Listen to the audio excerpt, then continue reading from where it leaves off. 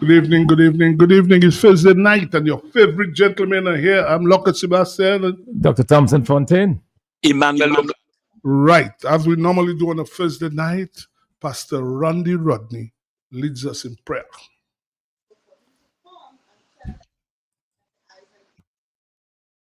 Father, thank you for another great day. You've been good to us and we are glad. We thank you for taking care of us. We thank you for sheltering us. We thank you for watching over us, Father God. You've been our God and your guide.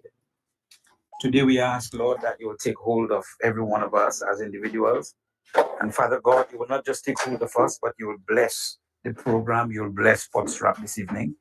And you'll cause Potsrap to be another time of education, another time of reflection, another time of information, Father God. I ask, Lord, that you will cause the host and the listeners alike to get to a place, Father God, where they will each educate each other. And Father God, time will cause life to be better. Thank you, Father God, for what you have studied, and thank you for what you're going to do on Potsrap this evening as you give wisdom to the host and as you give a patient ear to every listener. Thank you for doing that, and thank you for blessing every one of them, we pray. In Jesus' name, amen. The way I see this world running should to be, cause now every man's cup is filling, great and overflowing. Nothing I want around ya, take it and before. We really checked that we could have run things, but it never looks so anymore. No. Come down, Father, come down. Come down, Father, come down. Nothing to come down, Father, come down, baby. Come down, Father, baby, come down. In my heart, I know that you won't let your chosen people suffer. I know you'll never let us down. No, no, no. Many times I could have picked up a gun, I could have go out the street and played it down. That's no fun, no. Sure ain't no fun, cause I think what would happen if the other man thinks the same? Then bullets fall like rain. It's no fun, no. No, it's no fun. Oh, I see greed and I see selfishness. Every man is for himself. Only you can talk to the Father, cause they listen to no one else. No. Come down, Father, come down. Baby, come down, Father, come down, Lord.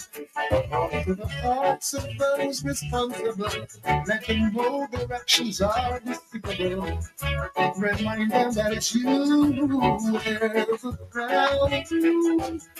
Come down, Father, come down, yes. Come down, Father, come down, oh, come down, Father, come down, yes. Come down, Father, come down.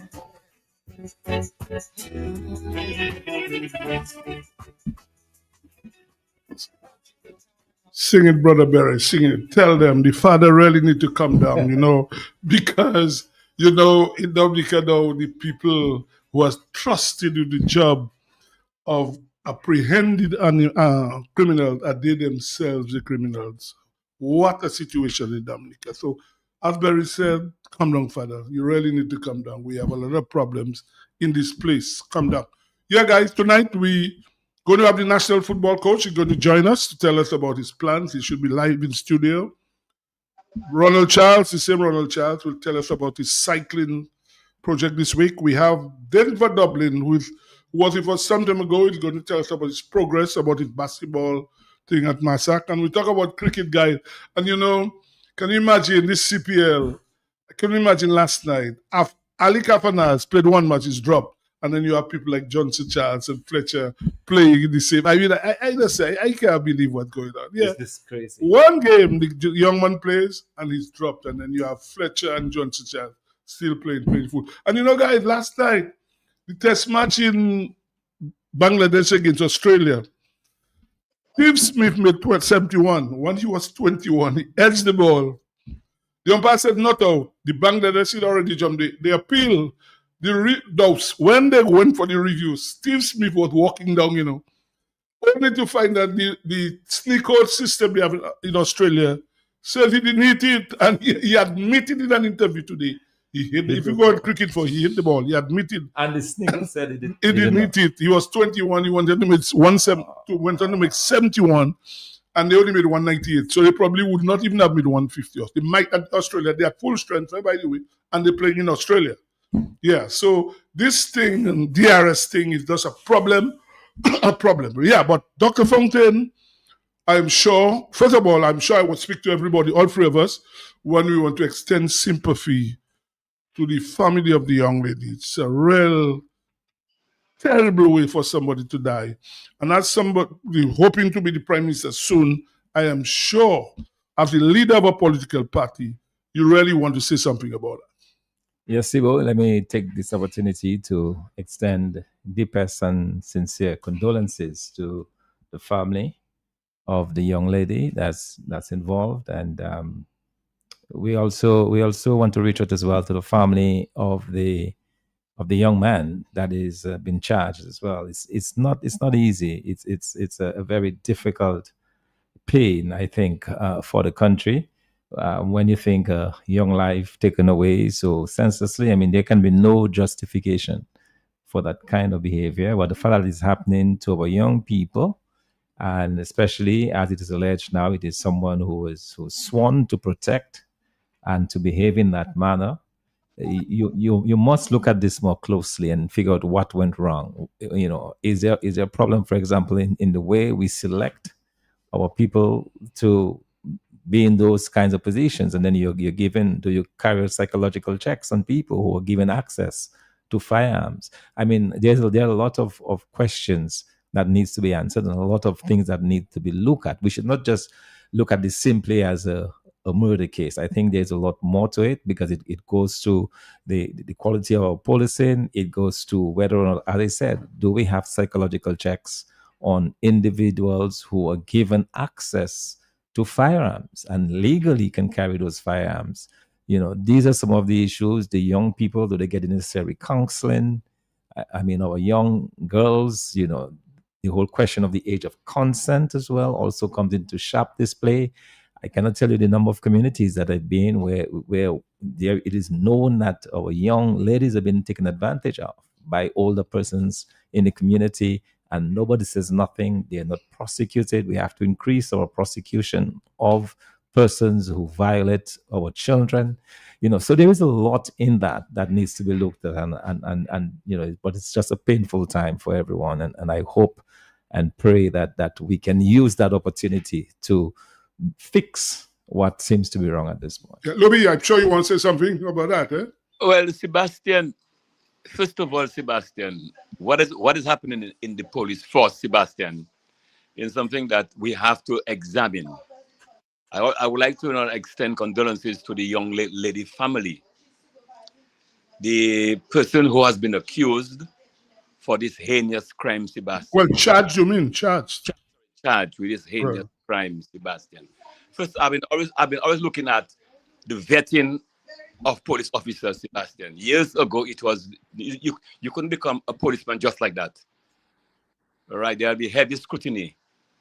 All right, and what I'm hearing when I'm in DA, it used to be there was a slogan, "My pal represent me."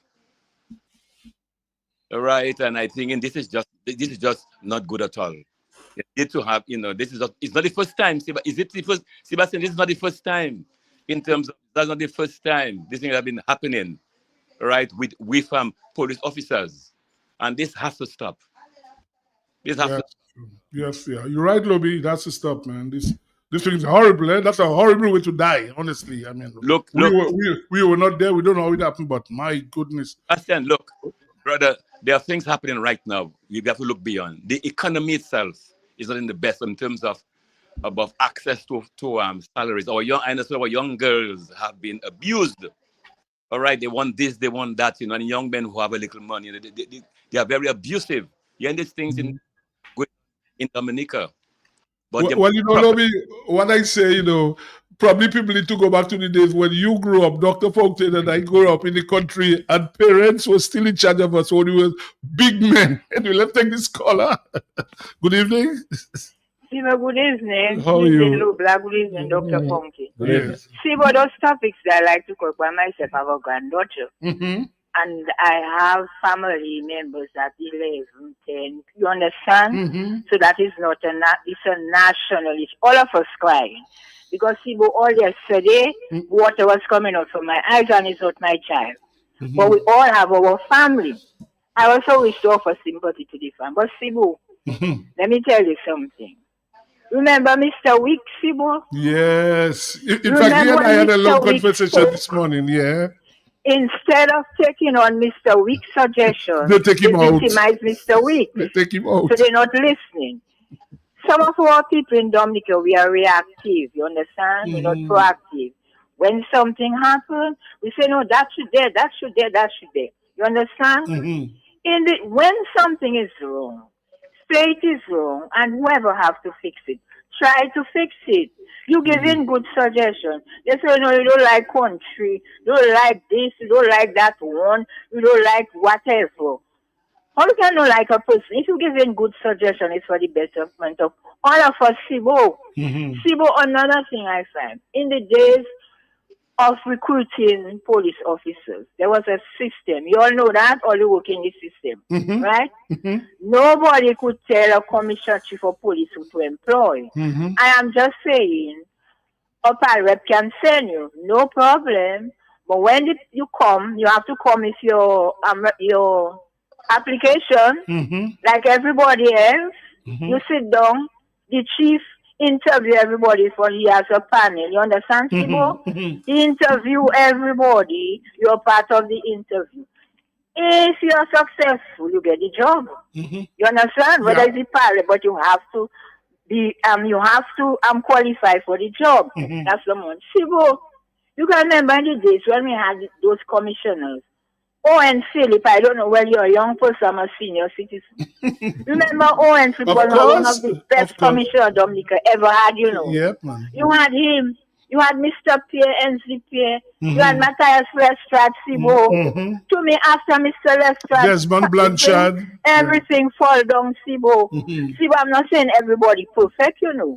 All of us have our little shortcomings, do you understand? What about those good policemen we had, Sibo? You can remember that? Yes. Them people like Duke Sevre, Evans John, Clement Pierre-Louis, Evans Nicholas George, Sylvester Alfred, Samuel Lucky, Gabriel Teja, Butcher, all these people, yeah. Those good policemen there. See, in those days, you had to respect police officers, you know. Correct. You understand? When you see a police officer, as I said, you had to stand at attention. We had respect for the police officers. They would greet us, good morning, how are you? You understand, Sibo? They were like our friends. Another thing I want to ask, Sibo. At some point in time, do they do a mental checkup on the police officers, firemen, and so? Good question. Because I know sometimes those jobs are stressful, you understand? So, doing the normal checkup, yes, but do you do a mental, mental checkup and see where if they're okay? Another thing, when you take in police officers, Sibo, that's my last one. You have to check their background. Sibo, sometimes that person you take there was abused, Sibo, as a child. And you know what I mean, Sibo? And that person become an abuser. You understand what I'm saying? Well, I saw something somebody Not said to their fault, about the boy's family. but because of how they were brought up, what they went through, and so on. So you have to check those things. And now, things happening now. All of us saying, yes, do that. But all of a sudden, we used to keep our mouth closed. Nobody talking, they're afraid. I don't know what they're afraid of. The only fear you have to have is fear of the Lord. You cannot be afraid of anybody. So if you see something wrong, and it's wrong. You have to be afraid to say it's wrong, Sibo. Good evening. Yeah, but as I said, Lobby, Dr. Fontaine, when we grow up, Dr. Fontaine and I in the country, Lobby in town, your parents had full control of you, even though you're a big man, you believe you were a big man. But now kids on the street, all hours of the night, and they say it's modern world, talking that foolishness. Next caller, good evening. Yes, good evening to you, Sibo. What's up? Good, well, my cholesterol and among the other things.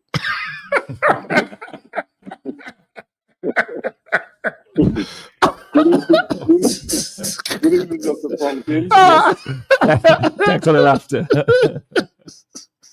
And good evening to Low Black. Yeah, go ahead, man. Yeah, how are you doing? Wow, our last caller was long-winded, but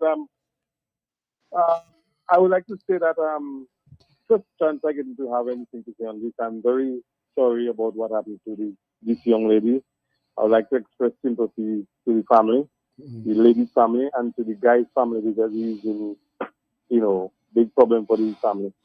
But it is very strange to have heard that we got FBI agents on that to look for the person. And maybe they had something to do or help in a big way. Maybe they did. So I would like to thank them. But I would also like to ask, why wasn't the FBI calling different situations? And we need to get the FBI forensic department to find out where our billions are in the world. This is something we need to do to employ them on that. Correct. Mr. Commissioner, please, I'm not talking to Blackmore because that's a politician. Mr. Commissioner, please try and get forensic FBI people to try and help us to find out where our money is. Good evening, gentlemen. Yes, we have another caller. Good evening. Yes, gentlemen, good evening. Good evening, sir. First of all, I want to take this opportunity to extend my sincere condolences to the family of this young girl. But one thing we have to say is that the morale of the police force now is not what it used to be, This is why it said so, and it's true, You can only earn respect. If the police want people to respect them, they have to respect themselves. There is a video this week that came up in that Mr. Banton thing. There are police officer on duty, and you have women rolling on him and they're not doing anything. I saw that. I saw that. In fact, two of them were at the front, one at the back.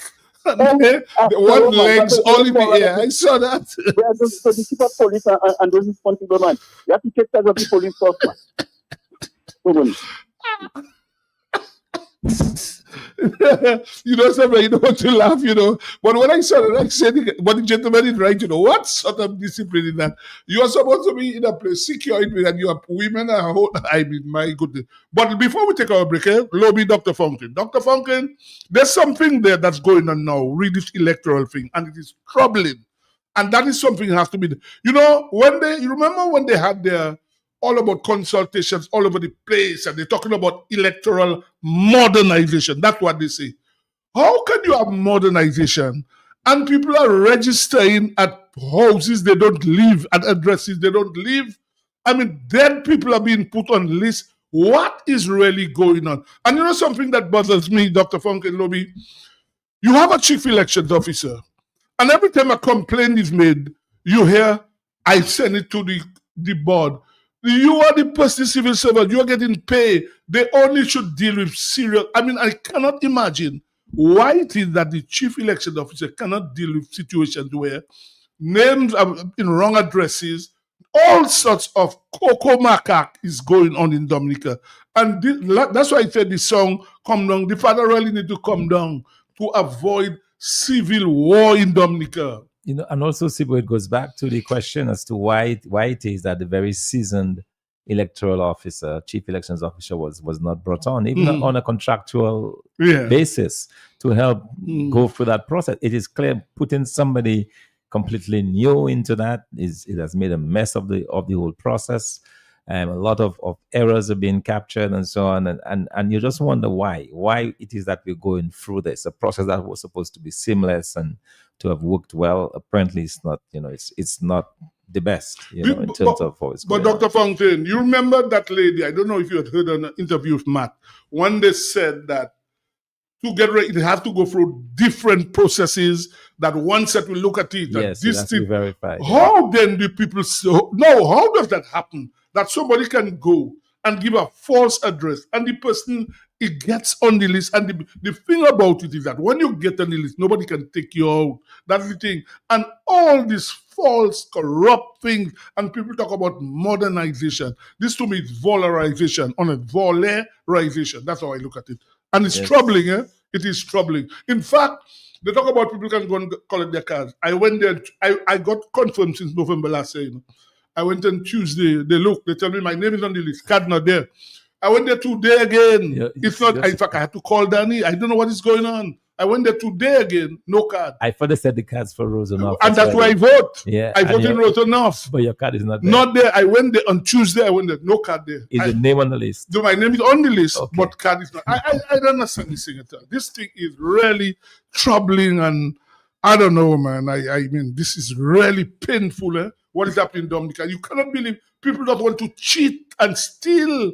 That's how people want to have their legacy, to cheat and steal, man. No, man. Let's take this caller. This is not wrong. Good evening. Yeah, good evening, Sibo. If you said you went to confirm me last November. November this yes. If. And you haven't gotten your card. I quit. Well, I went on Tuesday. I went today again. And they're telling me, we'll check. They didn't give me a number to call. If it's November last year, you say that I quit because I just went to confirm the day before yesterday. You know? Yeah. So I quit. You know, but you voted Rosenhoff too? You voted Rosenhoff? No. Okay. I was in Rosenhoff, and I could not vote against Danny Logue, and I could not vote against Julius Timothy, so I had to leave Rosenhoff, you know? That's a nice one. The paper they give me, I'm going to laminate it tomorrow, so I'll be able to show that I came to consult. Good afternoon, gentlemen. Yeah. This is troubling, man. This whole thing is troubling because you don't know what is going on. I mean, why people just intent on doing that? Cheating, putting names that shouldn't be on the list. Yep. Huh? But I heard you say about the 100-something people who confirmed and that sort of thing, Dr. Fontaine? 100 and... New people, or 200 Oh, yes, new 260. People. They just put in the Rosenhoff, yeah. new registrant. Yeah, let's take this caller. Good evening. Yeah, good evening, Sibo. What's up? How are you, man? Lobby. Gentlemen, I went to reconfirm, or whatever they call it, and it went very smooth. Right. I have no complaints about how it went. The problem I have is, I'm hearing all these things are changing, and I don't understand why it's changing so suddenly. And we're getting no education from the head of the commission. I have always said that Skerrit put a babu chet on him, but that's not the right word. Because even if you have a babu chet, you cannot bite, but you can still talk. So if somebody knows the right word for what it should be in Creole, I would like to know. Something that prevents you from talking. I don't know what it is. If you can come up with it, Sibo, help me with it. Maybe Lobby and Dr. Fontaine can help you. Because of Babu Chet, you can still talk. Yes. The man should still be able to talk. But apparently he cannot talk. Okay. And part of his job is to educate the public. I agree. How can you have a head of an electoral commission that is silent? Wow. How can that be? And furthermore, to contradict things, he's a CBI agent. That makes it even worse. It makes it obvious that Skerrit tell him to hush his mouth. So he cannot educate, he cannot say anything. I mean, he must be removed. He should step down. He should have enough integrity to just step out of that job and let somebody like, the likes of Mr. Weeks, who can just pull us with talk and give us all the truth. Somebody like that. But you have to educate the public. You see, we have a problem about the public too. The public is not so into this address thing. They want to vote in any constituency that they were registered in at some point in history, and now they're living in a different one. People have to understand, and we must educate that when you're in the constituency, living in, that is where your interest is, and that is where you want to elect somebody to represent you. You cannot be living in Roseau Central and want to vote in Rivière-Syriac. I agree. But one last point, Sibo. A question really. where is Roosevelt Skerrit registered? Because I was listening to the good pastor, and he had the document in his hand. Roosevelt Skerrit was the first name to be reconfirmed in Roseau South. In Roseau Central. Yes, Central. you remember that? Yes, correct. So I miss Dr. Fountain, please find out where Roosevelt Skerrit is registered for me. Thank you very much. It's in Roseau Central. I can answer that. That's an easy one. Is registered there? Yes, Roseau Central. What's his address? Good question. That's a very good question. We need an address. Thank you. Right, let's take this last caller before we go to break. Good evening. Right, Dr. Fountain, before we go to break, we must feel comfortable. We're in the hurricane season, and I think there's bad weather coming soon. So probably tell the listeners so that at least give them some comfort, please. Yes, well, very quickly, there is a very strong tropical system that's coming our way. It is supposed to be around the islands over the weekend, which is really from tomorrow night. The good thing tomorrow is, night. Yeah, it is kind of sped up, which has kind of helped as well. It was supposed to be coming in on Saturday. It's now most likely Friday. The good thing is, for us, so far it's looking like there is strong wind shear around the islands, so which will prevent it from developing. But what is expected now is at least gusty winds and rain tomorrow night into Saturday. Wow, that's not good. Let's take the last caller before we go to break. Good evening. Good evening. Hello. Okay, well, the caller, are you there? No. Hello? No. Right, so we're going to go to break. Before we go to break, I just want to say, Ronalanda, good evening. Dodal, I haven't seen you for a while. Good evening, how are you? Gerald Corbett and Pat Corbett down in Portsmouth. Waverl, good night. Let's take a break now. When we get back, we're going to be talking football. Where in Roseau, Kimahabis, you can just walk in and order all your chicken parts, wholesale, and even enjoy retail.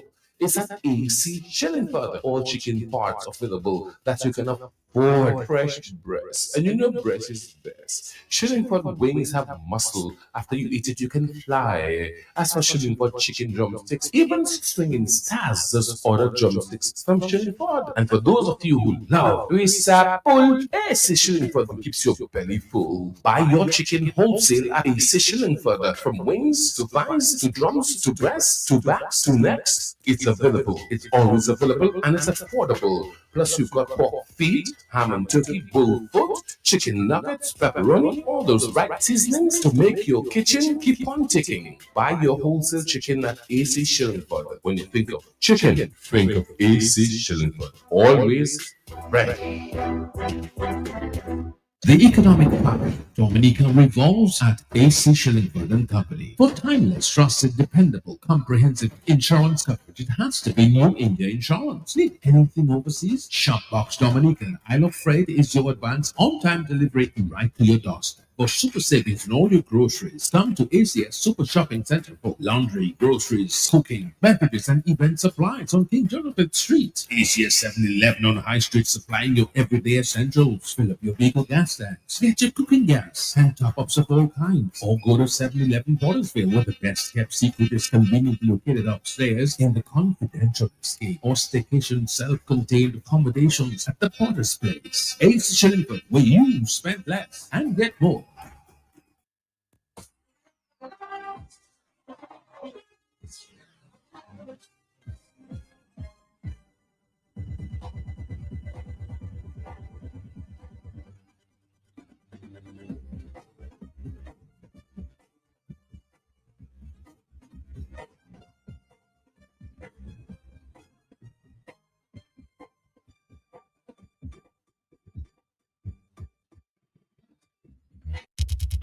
When you want the leg, you do shop at SDA. Better than the rest, go shop at SDA. And the husband wife say shop at SDA. You get more for what is there? Shop at SDA. Shop at SDA. Yeah, shop at SDA. Shop at SDA. What is there? Shop at SDA.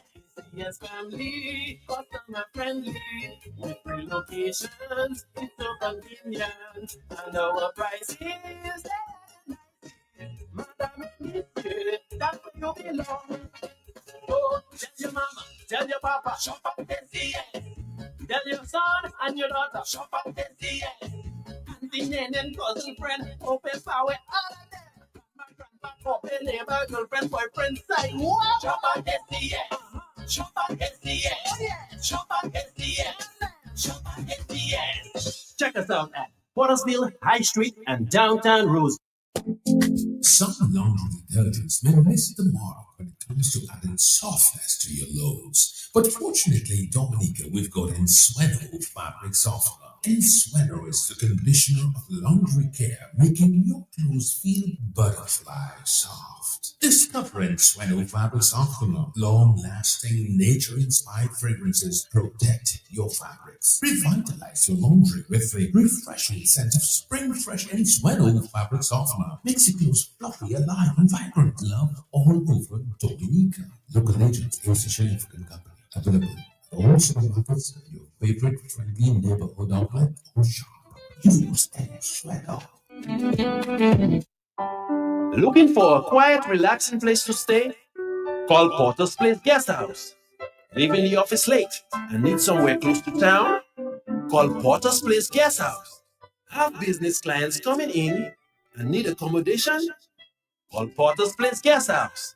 Looking for group accommodation? Call Porter's Place Guest House. Located at 37 Goodwill Road in Portersville, upstairs ACS Supermarket. Enjoy our semi-self-contained rooms with private washroom, bathroom, Wi-Fi, air condition, cable network, mini refrigerator, all in a non-smoking environment. Call or WhatsApp at 1767-275-1899 or email us at info@pottersplaceguesthouse.com to make your reservations. Potter's Place, your home away from home. Fit for a king, a queen, and all their royal subjects.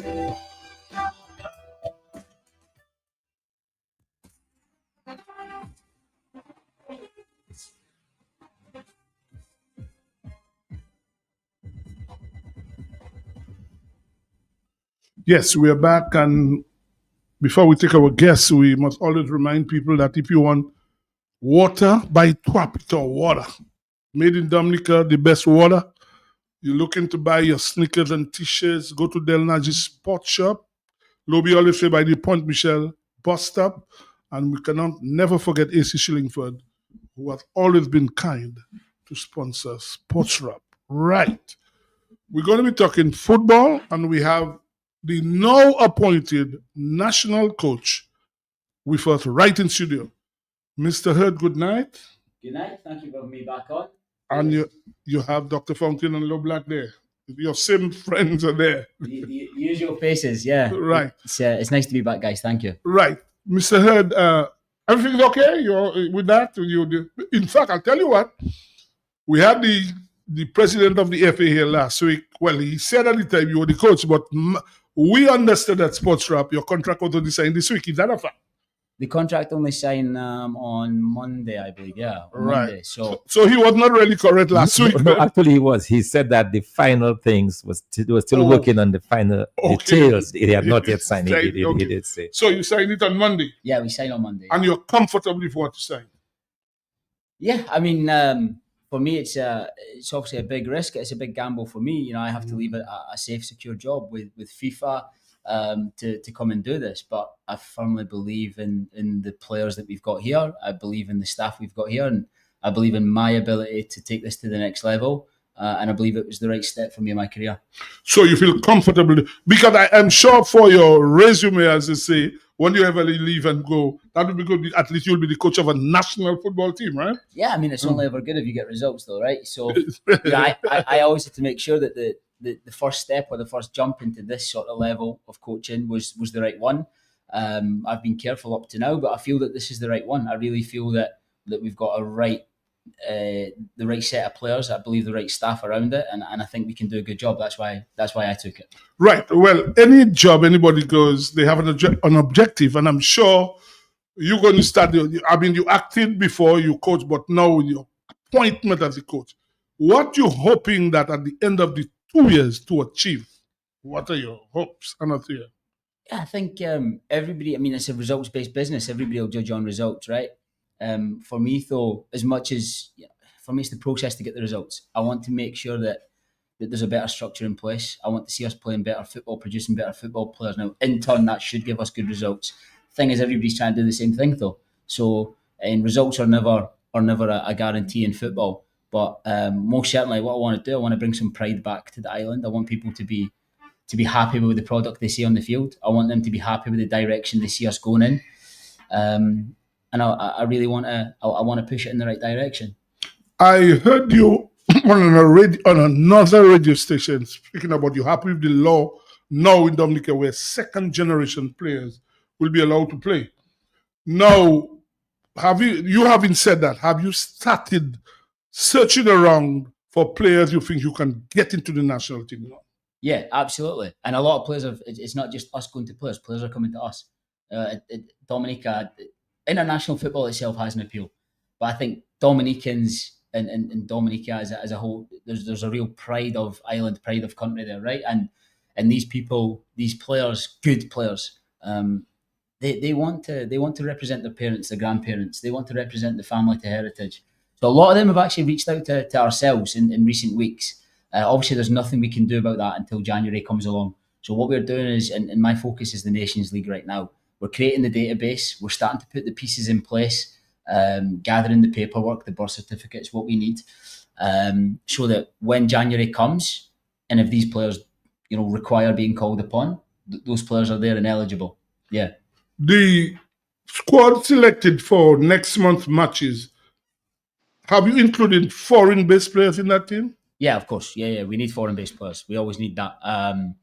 So there'll be a few new faces, I'd imagine, but nothing too drastic. There was a few new local players that we gave a chance to, but we're just in the process. Again, look, I was appointed on Monday, so this is a rapid turnaround for me, which isn't ideal at all.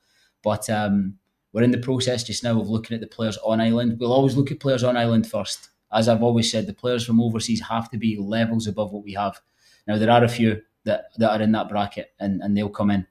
And we'll see. We'll review from there. But at the minute, we're focused on the on-island players. I've got, I would say, probably 8 to 10 shortlisted overseas players that we can pull from for the Nations League game. Were you involved in the selection of the squad? Yes. Yeah. I was. Obviously, look, Mr. Etienne spoke to you guys last week. Yes, he was here. So you're aware that there were talks going on in the background, and I was aware that when a contract was signed, it was going to be an immediate thing. So we had everything ready in the background, ready to go. So when the contract was signed, we could hit the ground running. I signed the contract Monday. We trained on Monday night. So everything was, a real, again, not ideal, but it was a real quick turnaround. But it was me. I selected the team, so I'm responsible for that. Okay, yeah. Yeah, man. Go ahead, Lobby. Yes, good evening, Mr. Ho. How are you? Yeah, I'm good. Thank you, my friend. Everything okay? Yes, everything was very much concerned about my country's football and where are we going. Now you have taken over as coach. You have had your standing them already as an acting. I have a few questions and observations, more questions. And the first thing is this. I'm happy you said after your 2 years, you're hoping that to get a standard.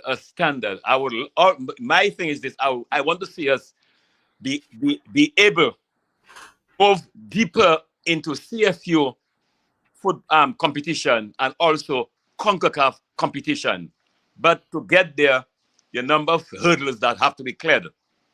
The first thing is this, as you said about overseas players, and you highlighted quality, which is very, very important, quality. Now, you have looked at Dominica football. What is the areas in position if you have to include overseas players, you're looking at? Are you talking regarding positions on the field? On the field. Yes, on the field. Look, I mean, there are certain positions that we need more than others, but if a player of quality comes up, of real quality comes up, then we take that player. If I take a player, for example, in Odell Lavelle Okay, now let's say Odell wants to play in the 10 or a striker for us. Now, if a fantastic number 9 or a fantastic number 10 comes up, I have to take that player. That's the way it is. So for me, I'm not really saying, okay, look, we have 2 or 3 positions that we're looking at with more focus than others, right? But I'm not isolating any position on the field. We want the best quality we can get. And that was an example there in case Odell was listening.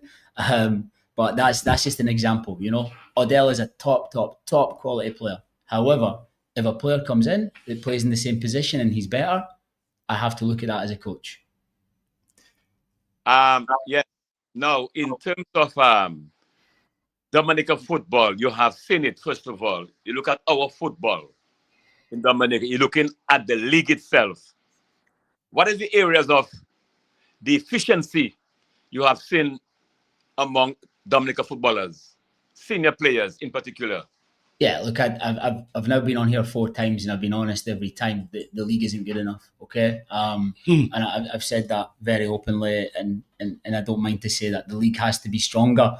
But in the league being stronger, I think people need to take themselves in the league more serious as well. Talking about the players training, extra training, looking after themselves, regardless if it's an amateur league or not. There has to be a pride in what you do. There has to be pride in the football. And of course, I know the players and the clubs and everything will get put back on DFA. And of course, DFA they've got their things that they need to pull their weight with to make sure that the league's stronger, right? I don't shy away from that at all. But for me, I think a big part of where we could be better. I think if the players really, you know, because I see them, they're not bad football players. It's not like we have bad football players, but what we've got are football players that don't push themselves. We have football players that don't do the extras. We have football players that are unfit, poor decision makers, and that just comes with that just comes with the league itself not really being challenging enough. I wouldn't say technically there's any deficiencies in there. I think we've got some real talent. I was able to pull a squad of 28 local players, and you know, none of them really looked out of place. There are real talent in that league. The players they have to be treated a little bit more professionally, but they also have to act a little bit more professionally, in my opinion. Let me just, I'll come back to you. Let me just ask him to follow up on you. You just said that you said it openly that the league is not good enough. There are 10 teams. Don't you think that some of the teams are not up to, maybe they need to have less teams and you have a better quality? I'm only asking, you're the expert there. Because you just said the league is not good enough. So what can be done to improve on the league, on the performances on the field in the league? Yeah, there's a few things. There's a few things that can be done. Of course, that might be one of them. I've seen different places do different things. Whether they and to be fair, you know, DFA did tier the first division this year, so you have a tier 1, tier 2, right? And that's the direction that a few places have gone in with tiering the leagues. You've seen incentives being given to clubs. You've seen draft systems. All manner of things have came into these local leagues to try and improve the standard. Do I feel 10 teams is too much? Maybe, but of course there's certain criteria that the association have to meet as well with FIFA, with CONCACAF, and these things as well, right? So sometimes as well, your hands are tied a little bit in that sense. Yes, Coach, congratulations on your appointment, and we really trust that your tenure will be good for football. But the reality is you're coming into a situation where the country is ranked 182nd in the world out of 200. So we are really in the last bottom of it. I think the last time we were probably 20 or so places ahead would have to go back to 2010, if I recall correctly, around the time of the 2010 World Cup. So it means that we've seen, if you like, successive years of decline in the quality of our football. And right now, practically all of the other countries are ahead in the Caribbean CONCACAF region, ahead of us in Dominica. So how difficult do you think your task is or will be to try to at least move us from where we are? So at least we can be settled at least for a while within the middle tier of our counterparts in the Caribbean region? It's going to be extremely difficult. I accept it's extremely difficult, but I don't shy away from that. Like I say, I wouldn't be sitting here in this chair and haven't signed the contract if I didn't believe in my ability to turn things around here and the players' ability to be able to execute what we need to. Now, there has to be a complete change of culture within the team, within that environment, with the senior team. Call us, stand by. So like I say, but if I didn't believe, I understand it'll be difficult, but I firmly believe in my ability as a coach and a leader to implement that change, and that's why I'm here. I know it'll be difficult. Good evening, Colin. Good morning.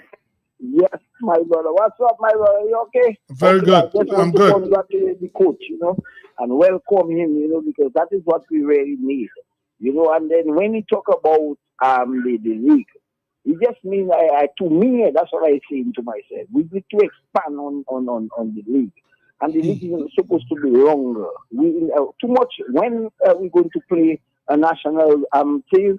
That's when we're going to train. So we have a coach for 10 years.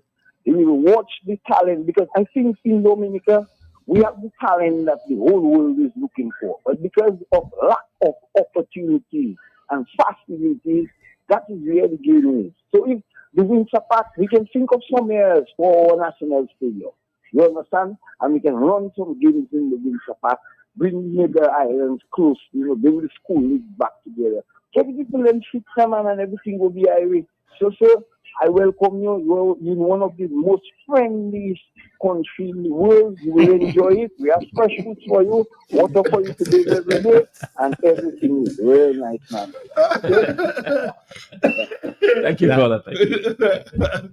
Yeah, well, I'm sure you've been here, 2 years now, Kurt? Yeah, 2 years now, and that's another reason why I wanted to stay. Callers like that, they're such a friendly. He's right. It's such a friendly place and great people. And you feel comfortable here? I love it here. Honestly, I love it here. Compared to, it's too hot now up by your side. I can imagine I'd be saying that to you. Where you come from is a place normally very cold, Scotland. It's very hot. Now it's too. In fact, you said today was probably hottest for a long time in Britain. Long time. Yeah. Go ahead, Dr. Yeah, so tell us, what's the first, just remind our callers, what is the first challenge for you as far as first time we get a chance to see you and Dominica perform? The first challenge for me is Nations League, and that's what my head's on right now. So I don't think there's anything being announced yet, but we're looking to arrange a friendly match in September before at Windsor Park. Well, the president said that against Anguilla. So nothing confirmed yet from the association, but we're looking to arrange a friendly match with Anguilla before we play the 2 games against Cayman Islands and Puerto Rico.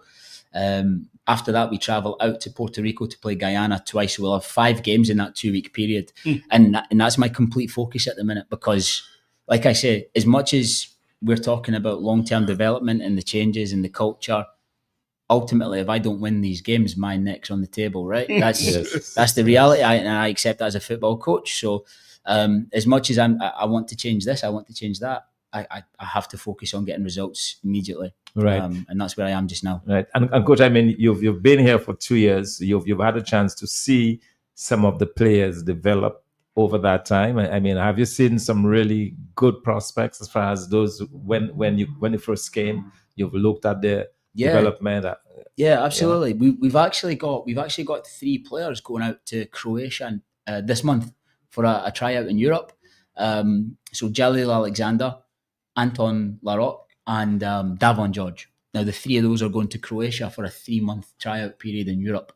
Anton was at Portsmouth when I came. He was well known. He played with the national team a couple of times already.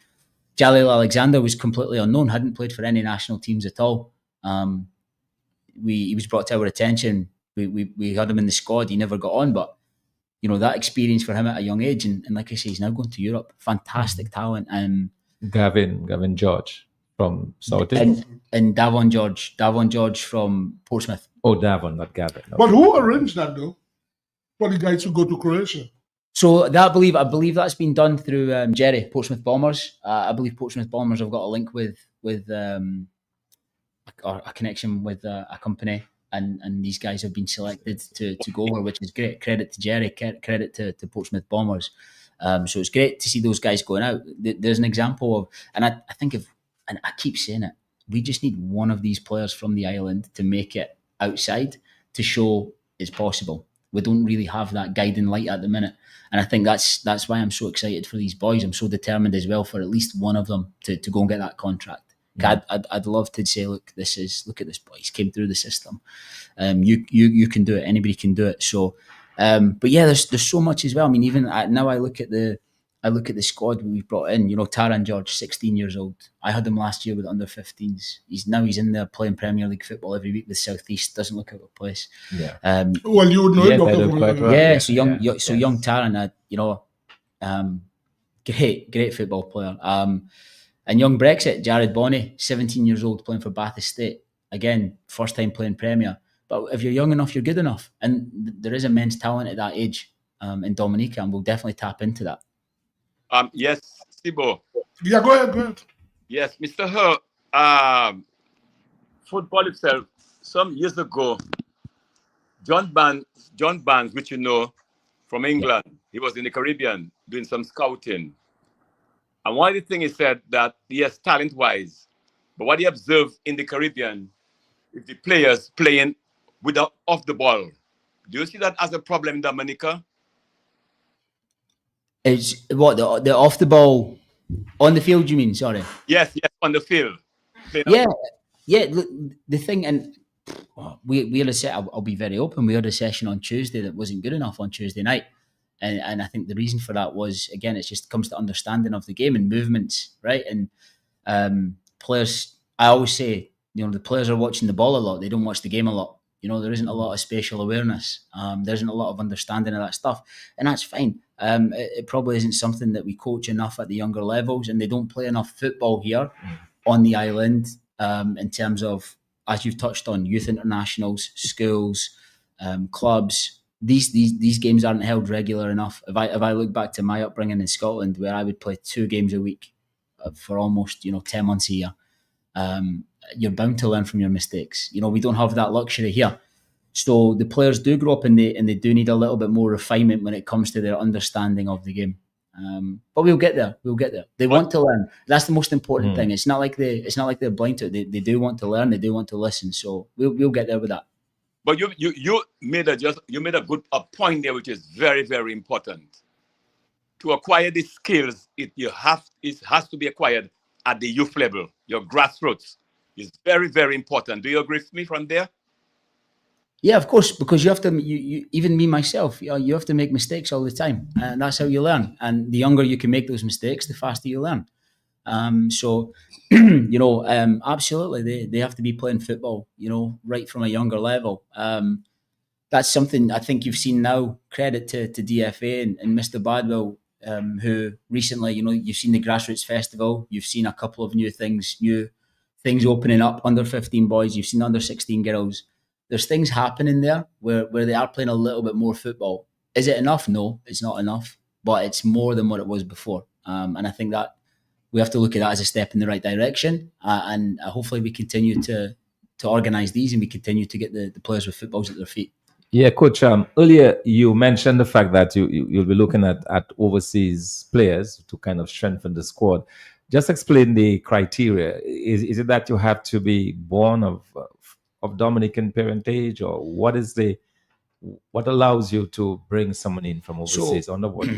So the current ruling is your parent must be born in Dominica. Birth certificate to show that, passport, etc. The ruling from January 1st is that your grandparents can be born in Dominica. Okay. And if their birth certificate shows they were born in Dominica, then you're valid. You're eligible for the passport. Oh, okay.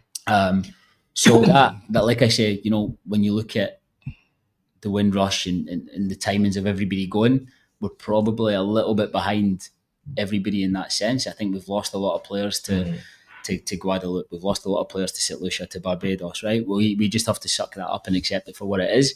But now we've got an opportunity to really go and do something. And it's my job between now and January to ensure we've got the right people on board and the right people, coming into the team to make it better. You have just over a month before the international, I would say, in Dominica. So you think you have enough time to get your players fit enough and ready for the challenges? Because you say you have what? 4 games in how many days? 5 days? 5 games in 2 weeks. 5 games in 2 weeks. That's going to be tough. So men have to be fit. And today is what? Today is the 13th, eh? The match is on the first game against Anguilla will hopefully be the 21st of September. Right, so you have just over a month and a week. Yeah, I mean, look, no, realistically, no, because it's difficult. We've got the Premier League running at the minute as well, which affects my ability to train. It also affects the ability to use Stock Farm. So, what about the Windsor Park? If that's where you're going to be playing, have they made arrangements so you could go and train there? Yeah, look, I went to check Windsor Park today. It's been lined at the minute. CONCACAF are coming to check it next week. I wouldn't say it's ready as yet to go and put a training session on it. It's not looking bad. But with CONCACAF coming next week, we'll allow them to assess it. And what we'll do is most likely we'll move into Windsor Park from September and give ourselves a 3-week window of getting used to the field there. So that'll be the plan. But yeah, the players need to take a lot of responsibility. We've given them a program to do over the weekend to keep themselves fit. Likes of next week, I've got 2 training sessions. 2 training sessions isn't enough. That's all you mean? That's all. The week? There's Premier League games on next week. Wow.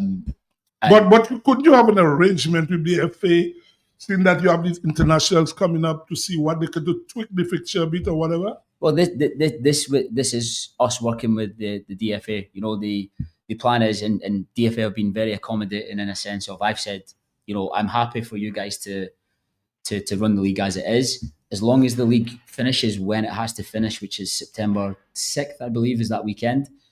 And we're going to go into a training camp on September 10th.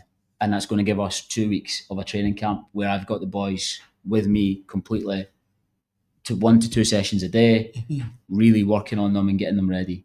Does the training camp mean everybody's going to be living in one location? That's the plan at the minute. Again, unconfirmed at the minute, but that's certainly the plans that are in the pipeline. So again, credit to DFA for supporting that and allowing that, and that'll increase our training time immensely leading up to the games, which will be much needed. Question. Yeah, it'll be good. Yeah, go ahead. Yes, another question, Coach. It has to do with systems. Yep. Do you the system you have? Do you have the right players with your system? Yeah, well, we're going to mix it up a little bit. I know, as you know, last time we went out, we played a back 3. Mm-hmm. We played a back 3 in the games in March. Again, I think when we spoke, I was saying to you guys that for me, you know, a system is something you see on the field, but what's more important is that the players understand the game principles. And I think as long as, I mean, they'll never change regardless if it's a 4-3-3, a 4-4-2, you know, a 3-5-2. As long as they play how I want them to play and they understand the movements between each other. So in terms of a system, that's not one that's locked in at the minute. The players need to be comfortable in 2 or 3 different systems. They have to be able to play a back 3. They have to play a back 4. They have to play with 2 up front, 1 up front. They have to be ready for anything. And me as a coach as well, I have to be ready because you never know what the game's going to throw at you. You know, I remember when we went to play Guyana, and I had an idea Guyana were going to play one way, and 5 minutes into the game, Guyana were doing something a little bit different. I thought, okay, fine. I have to adapt that as well. The players have to be ready for that. So we'll work on a few different systems, but the main thing is getting them to play how we want them to play, regardless of that system. Because you have made a valid point, a very, very important point. Able to play different system, because you just said early on, I think some players are moving overseas, and it's good that if they can adapt right at home, when they move overseas, it won't be a problem. Yeah, no, definitely. I think that exposure overseas for these guys in terms of their tactical understanding, their game understanding, playing at a faster pace is only going to benefit these boys. So I'm delighted to see these guys going overseas, and I'm sure that when they come back, they're going to be even better players and even more suited to and be able to help the younger ones even more so than they are just now. So, but yeah, absolutely. I think that going overseas is going to be great for these young ones, learning the game and that tactical understanding. Yes. Tell listeners for me how important it is, the importance of acquiring skills at a young age? Yeah, it's crucial. Everything's harder to learn as you grow up. Everything's a lot harder. You know, we have the way the brain develops is you've got your golden years, if you will. You know, sort of between that 7 and 11, where you start to acquire the technical information and the physical movements that are going to carry you for it's never impossible to learn, but those are the formative years for development, right? Where you start to find yourself. And if we're talking football, you know, it's that ball manipulation and all these things when the brain's still a sponge at those years. So it's so crucial for us that we've got these players in young, kicking the ball early, not just physical movement. You know, I can't encourage multi-sports enough as well. You know, when it comes to basketball, volleyball, netball, tennis, all these things have got components of football inside them. Whether it's tennis, we talk the side-to-side movement, the front and back sort of 5-6 yard, you know, sprints. Again, that's I can't emphasize enough just getting the kids to play sports in general. You know, it's not just a football thing for me. Let's get the kids to play sports. And if they want to specialise when it comes to 12, 13-year-old into football, amazing, brilliant. They've got those skills that are transferable. And football does the same for other sports as well. So, yeah, absolutely. I think it's something we need to do, but I can't emphasise enough the importance of sports at a young age. I didn't hear Burkhart's name in the squad. What's up with him? Jerome is he actually took a job as a deckhand on a I want to say a super yacht. So he's on a super yacht. The man's living his best life in Europe. So he's giving up football? He's not giving up football at all. Trust me. Jerome was back last month. We went fishing and we caught up and he was desperate to train. But the reality was he had to go back on the boat again. Jerome is far from giving up football. But the reality is, again, you know, he got a job as a deckhand on a super yacht, which is fantastic for him. I'm delighted for him. And he's doing so well with that. So I didn't hear his name. I was wondering why. No, Jerome would have been the first one on there. Jerome's a great guy. Why you think being on a yacht, not training, you think you'll be able to get back into football? Obviously, he must be making good money. No, he's also doing well, but no, it's one of those. I know he's looking after himself. Like I say, he was back last month. We went out on the boat and we had a good catch up. He's playing his paddle. He's playing his pickleball. He's playing his football. He's still got his goalkeeper gloves when he goes on the boat. So anytime the boat stops and he gets a chance to see a bit of grass, he says he's got a couple of colleagues that like to play ball, so they go and kick the football up. He's certainly not away from it. Okay, because I was really wondering, man. I mean, your main goalkeeper, why isn't he playing? Go ahead, Lobby. I notice you still want to ask me a question. Lobby, we're not hearing you. Your mic. Sorry. No, he made a point there which is very, very important. It's good that people listen, is that acquiring the skill, your motor movements, kids have to allow to play at a young age. And so their motor movements, you know, their motor skills can be developed when they get into specific sports. Yeah, it's always something I encourage. People always think, you know, as a football coach, my focus is in it, and it is football, right? But when it comes to younger kids at that age, you know, 7 to 10, 6 to 10, I would always encourage swimming. I would always encourage tennis, volleyball, football, basketball. Get out, get active. And like I say, all these things are transferable back into the game. Right. Well, Coach, I am sure you want to go and watch some football at Stockford. Oh, no, it's in Jubla tonight. They're playing, right? Is there a Premier League match at Stockford? Jubla's playing Harlem, yes. Where in Jubla they're playing that match tonight, right? Almond Park is where? In Jubla, yeah. Well, I guess there'll be a big crowd there tonight for sure. There'll be wherever they play in Jubla, the ground is packed. Well, yeah. Well, Coach, we want to wish you all the best with your training. We obviously will want you back either just before the tournament or after the tournament. So we hope things work well for you and that the guy is ready. And I wish you the best because, you know, being a coach, if you don't start well, you could be under enormous pressure.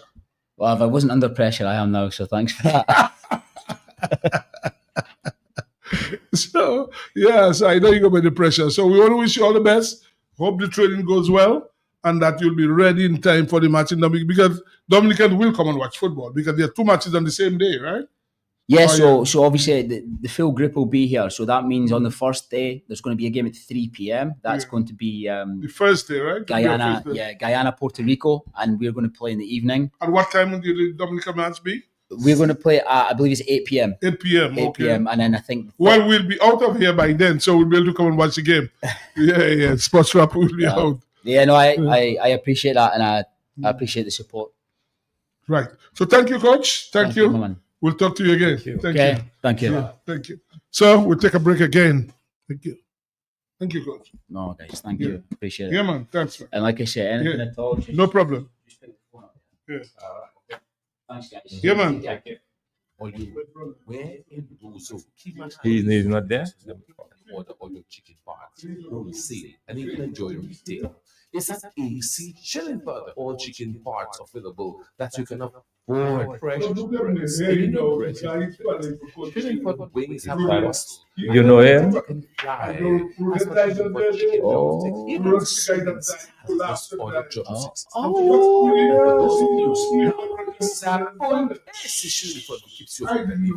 Buy your chicken wholesale at AC Shillingford. From wings to thighs to drums to breasts to backs to necks. It's available. It's always available and it's affordable.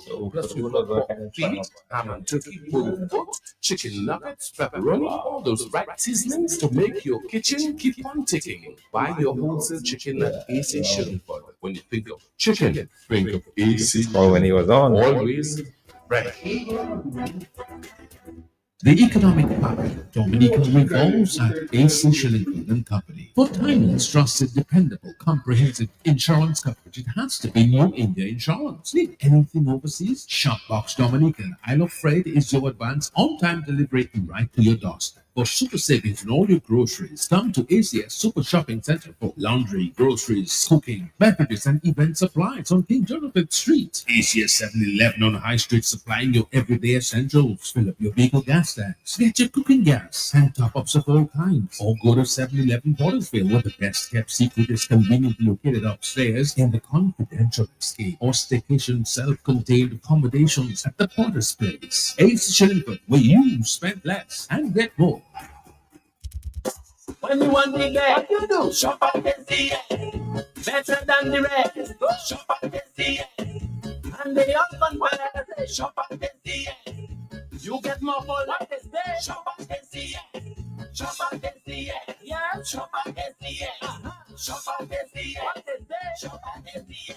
SDA's family, customer friendly. With free locations, it's so convenient. And our prices there.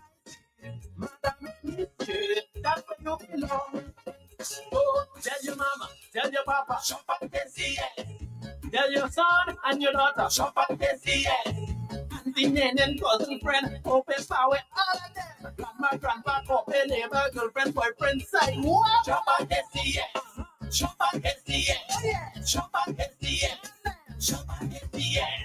Check us out at Portersville, High Street, and downtown Rose. Some laundry detergents may miss the mark when it comes to adding softness to your loads. But fortunately, Dominica, we've got Ensueno fabric softener. Ensueno is the conditioner of laundry care, making your clothes feel butterfly soft. Discover Ensueno fabric softener. Long-lasting, nature-inspired fragrances protect your fabrics. Revitalize your laundry with the refreshing scent of spring fresh Ensueno fabric softener. Makes your clothes fluffy, alive, and vibrant. Love all over Dominica. Local agents, AC Shillingford & Company. Available at all supermarkets, your favorite friendly neighborhood outlet, or shop. Use Ensueno. Looking for a quiet, relaxing place to stay? Call Porter's Place Guest House. Leaving the office late and need somewhere close to town? Call Porter's Place Guest House. Have business clients coming in and need accommodation? Call Porter's Place Guest House. Looking for group accommodation? Call Porter's Place Guest House. Located at 37 Goodwill Road in Portersville, upstairs ACS Supermarket. Enjoy our semi-self-contained rooms with private washroom, bathroom, Wi-Fi, air condition, cable network, mini refrigerator, all in a non-smoking environment. Call or WhatsApp at 1767-275-1899 or email us at info@pottersplaceguesthouse.com to make your reservations. Potter's Place, your home away from home, fit for a king, a queen, and all their royal subjects.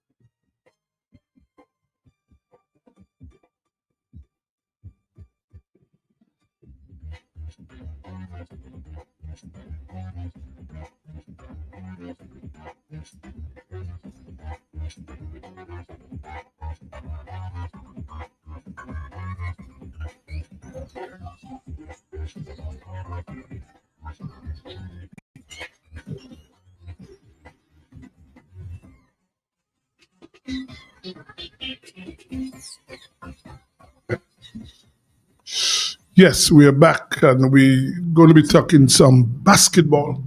And I think on the line with us, we have Denver Dublin. Denver, are you there? Denver? Denver, are you there? Yeah, good evening, gentlemen. Right, we have you now.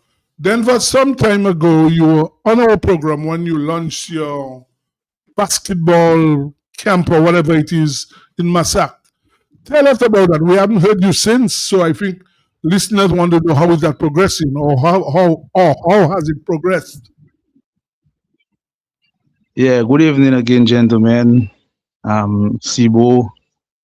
Who is in the studio besides studio? Dr. Fontaine Studio and Lobby is online. Okay, Mr. Fontaine Lobby. Yeah. Since I launched the basketball academy, that's been going very well, I must say. We have about 34 students, ages 6 to 17, co-ed boys and girls, and so far so good. The training sessions has been I would say every Saturday and 3 to 4 times a week. Yeah, and then Saturday is an extra day because the Saturday is just basically my other trainer and myself do both on Saturday because we want all the kids to be together. While he's doing with the elderly, I do with the younger ones. And then during the week, I will take from the ages 6 to 11 one day. The other day, I take from 12 to 17.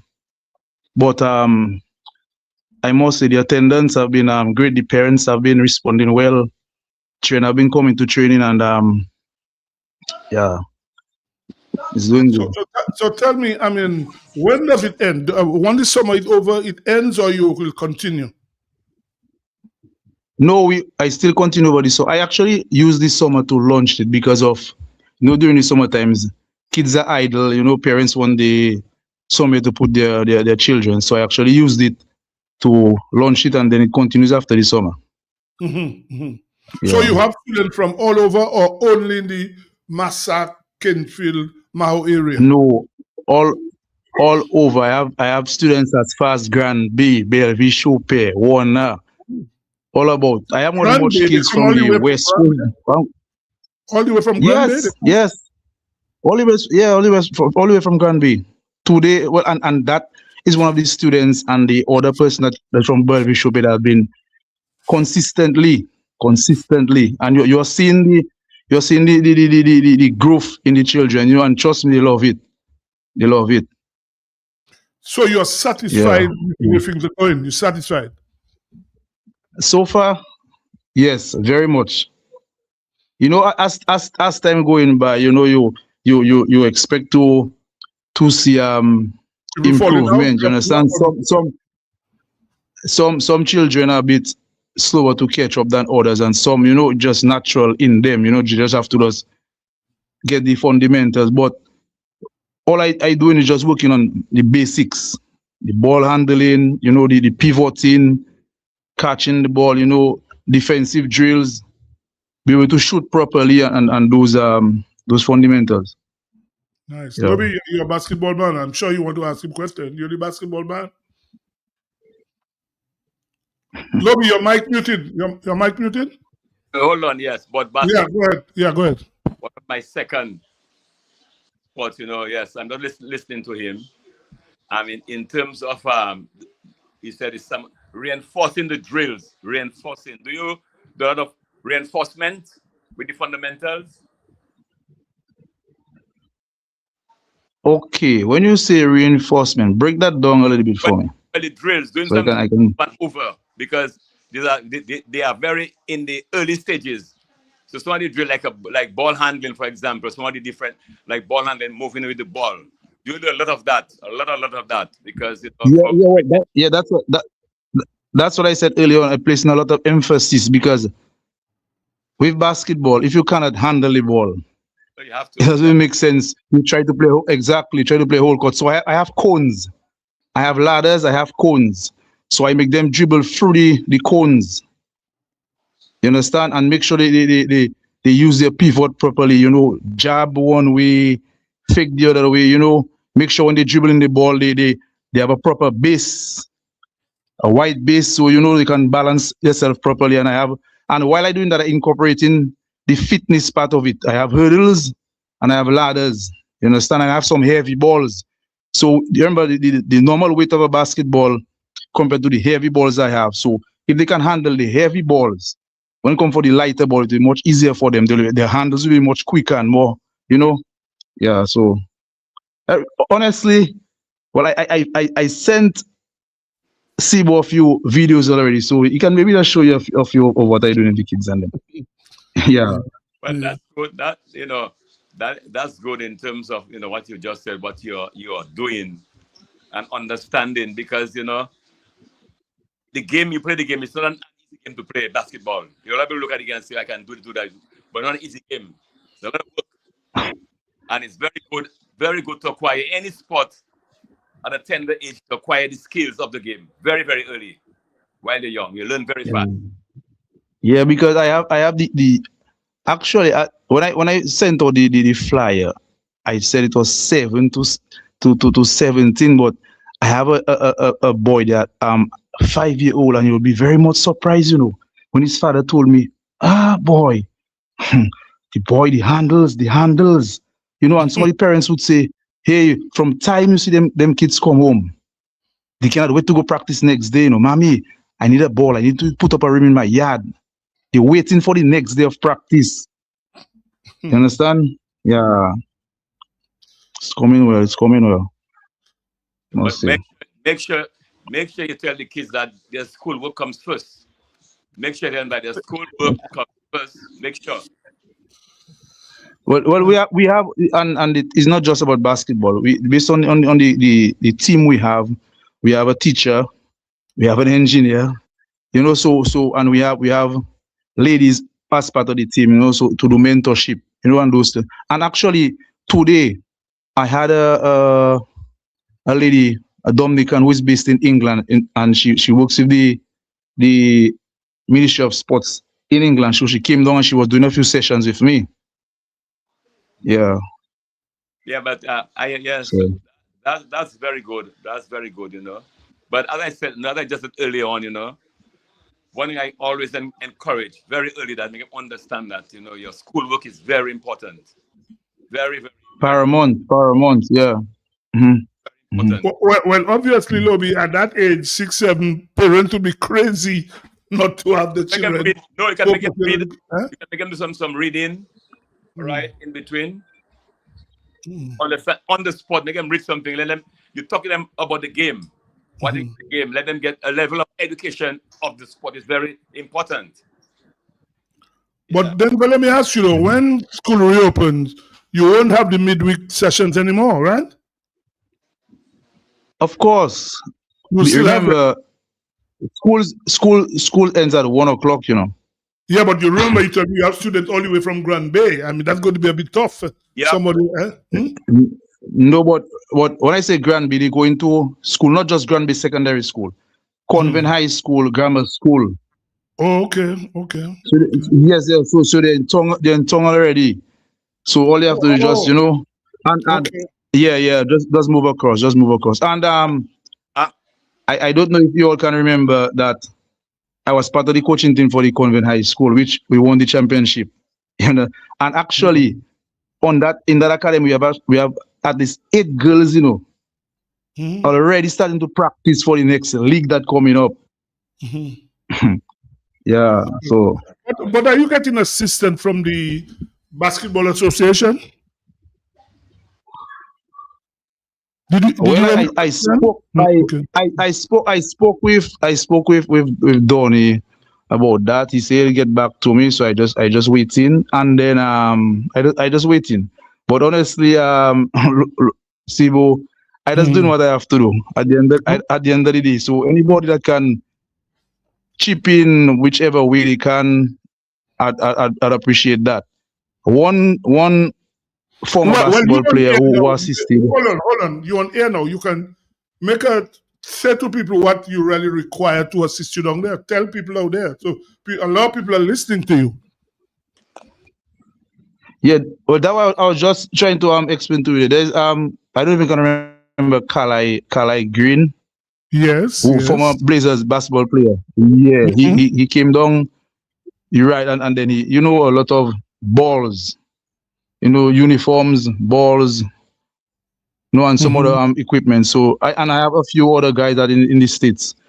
Because I posted it too. I send the videos for them, you know, and I posted it, so they're willing to assist because they actually like any initiative where children are concerned. It's a plus for us, you know. It's a plus for us, you know. That's the next generation right there. And as I told the kids today, it's not just about, I would say, looking to play professional. If that is your passion and you really want to get it, you have to put in the work. It's not just come in and train there alone. No, the days when you haven't got training, you have to find a basketball court and you have to shoot the ball. Take shots upon shots every day. Work on your handles. You understand? If you want to really make it out there. I tell them the last person in the draft was a Trinidadian, the 60th pick. So it is possible. You just have to work through it and then you'll get there. I just there to assist, you know, and put as much effort as I can with the students, and then the rest is up to them. So they have to want it, you know. Want it.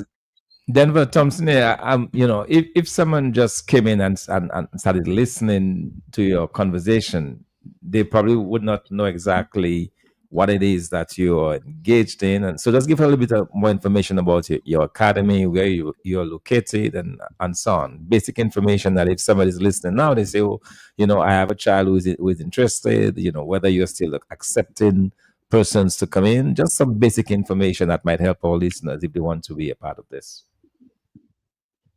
Okay. I'll repeat myself again. Denver Dublin, founder, coordinator, director of Beyond Hoops Academy.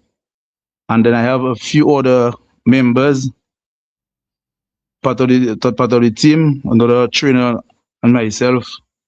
And the Basketball Hoops Academy is basically to give the children the opportunity to express themselves through sports.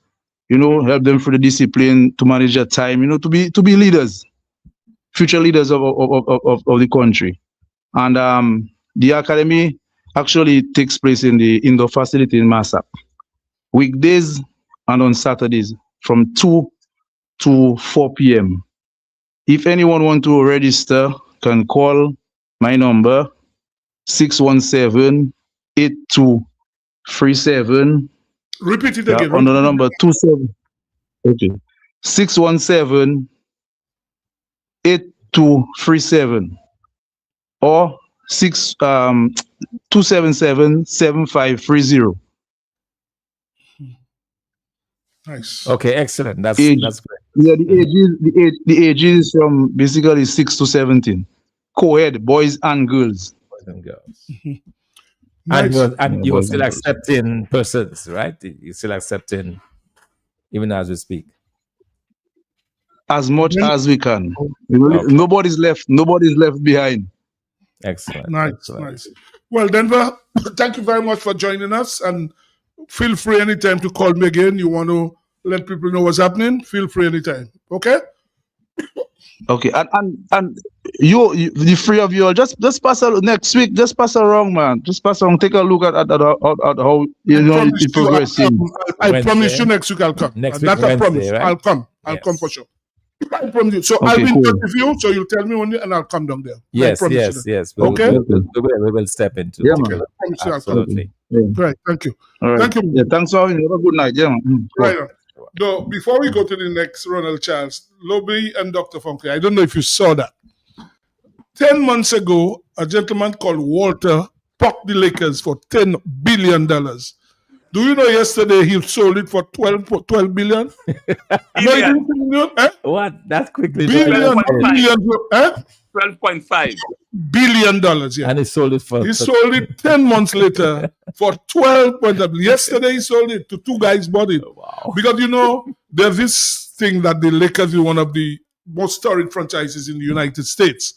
And obviously the guy probably feel he'll make back the money.